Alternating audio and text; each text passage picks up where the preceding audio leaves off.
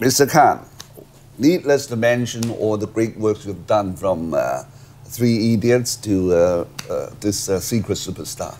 You are now raising yourself almost to the level of Mahatma Gandhi of Indian cinema, right? Don't you feel excited? Your films are full of strong statements and passion and strong cause for rebellion, some sort of rebellion. It's an overwhelming tsunami of passion. Now, where did that passion come from in you? From your childhood? You used to be a child actor. You didn't have a rocky childhood, right? Well, first of all, let me say I don't know whether I can be compared with Mr. Gandhi. Nearly, not yet. He's too big a personality and someone I really admire. Right. I think a lot of what I've learned and what I am today is a result of a number of very strong influences on me. One of them, I think, is my mother. Yeah, she's someone who I've learned a lot from. She's someone who's extremely sensitive, and her ability to think for the other is quite remarkable. And that has been a big influence on me. I think the other influence on me that has shaped me in many ways is the books I've read as a child growing up. So I guess also somewhere along the way, I'm someone who loves stories and reading stories, and therefore for me to come into this world of storytelling and become a part of a story was something which seemed quite natural for me at a point, and I fell in love with this world of filmmaking and storytelling. And I really enjoy what I'm doing. So I guess what you see of my work comes from the heart, and I do work which touches me, and then I hope that it touches people. Okay. So we also have a, well, rather controversial or complex character of this mother figure in the Secret Superstar. Right. Does that figure reflect some traces of your mother? Well, if you took part in the writing of the I script? think, no, I didn't take part in the writing of the script, no. Not this time? No, the script was written by Advait Chandan, who's also the director of the film. I think there are some similarities. For example, my mother is a very independent person. Unlike the mother in the film, my mother is very independent and she's very assertive as a person, which we find that the character in the film is not so assertive.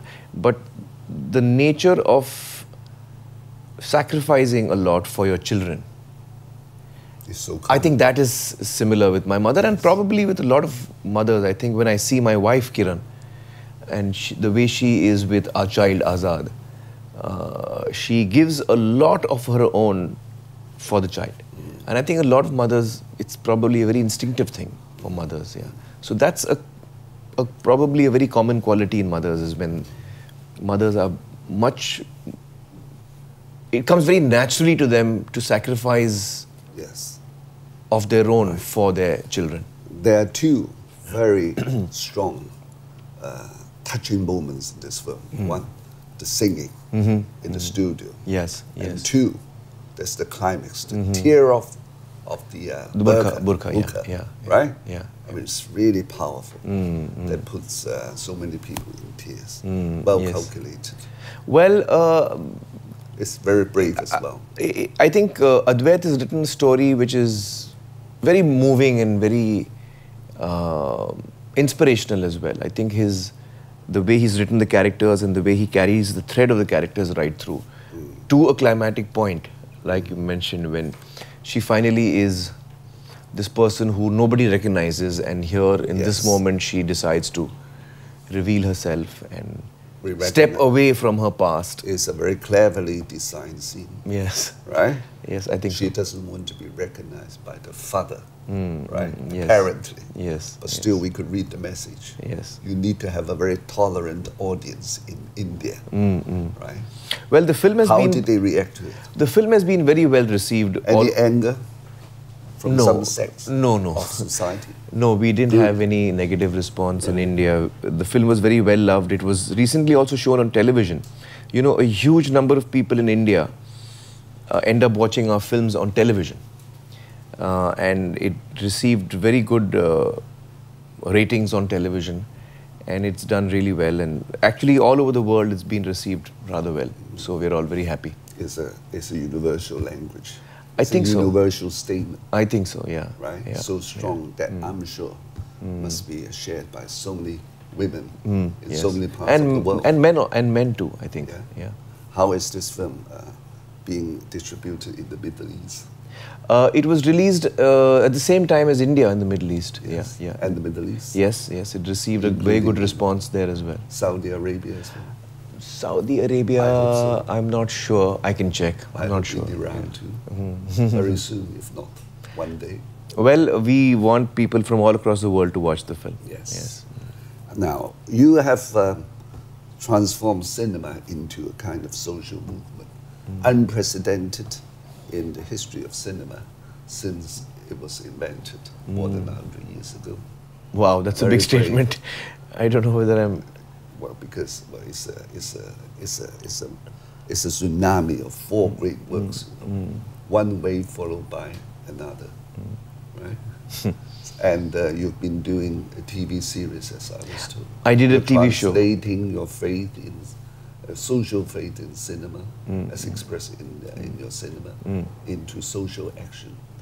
Well, the TV show that we did was called Satyamev Jayate. We did 3 seasons of that, and in a sense, our attempt was to take issues which affect us as a society in India and to try and understand them from different point of views, from the personal point of view, from the social point of view, from the historical point of view, what is the law on it, the legal point of view. Have people found a way forward? Have people found a way to deal with the situation? So we try and understand a 360 perspective on the issue. And what we discover in our research is what we like to share with people. That was the attempt. And you've been visiting many villages, right? Rural villages. Well, of late, yes, because my entire team of Satyamev Jayate, which was doing the show, which we did for 3 seasons, is now working on a project that is very dear to all of us, which is to try and contribute to solving the water crisis in many parts of Maharashtra. Really? Yeah, every year we have a drought. Some parts of Maharashtra receive very little rainfall. Yes. And the people living in rural Maharashtra, the villagers, the farmers, get very badly affected. Yes. So for the last 4 years now, we've been working in that. And with a lot of success, I'm happy to say. Yeah. Well, for some very radical and bean-counting feminists, your previous work, Dangal, has caused some dismay. They accuse you, although as a father who changed the fate of 2 daughters, are still dominant or very repressive. Sure. Ordering the 2 daughters what to do rather than letting them have their free will. Yes. I try to defend you. Yeah. I say, don't be so fussy. Even Jesus Christ was a man. What do you want, right? Well, I actually agree with them. I don't disagree with them. I feel that... But the film would collapse without the pivotal figure of you. Yes, I would still make the film the same way, but I agree with what they're saying. I feel that Mahavir is a very dominating father. He's not a typical father. He's very unusual in many ways. But yes, he does have this quality of being very dominating. And when he feels that the girls have the potential to be good wrestlers, he does want to fulfill his own dream through his daughters.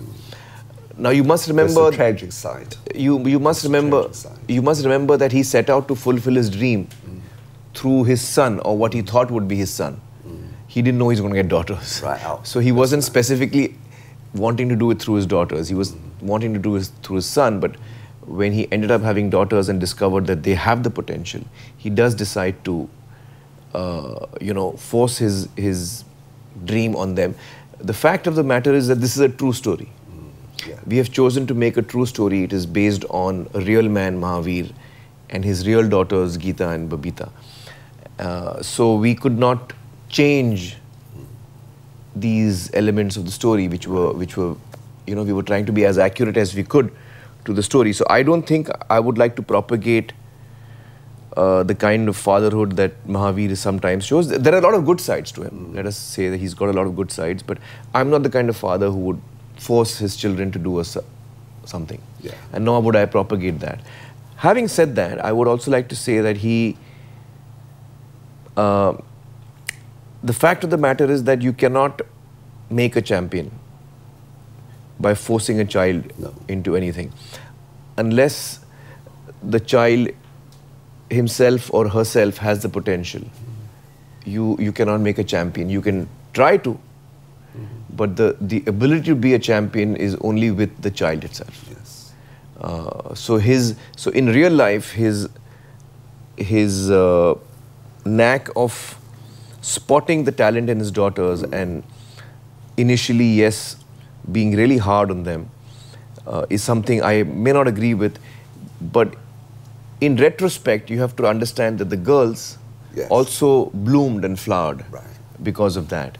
Yes. And he, in his eyes, did not treat them any different from had he had sons. Yes, it's a legitimate defense.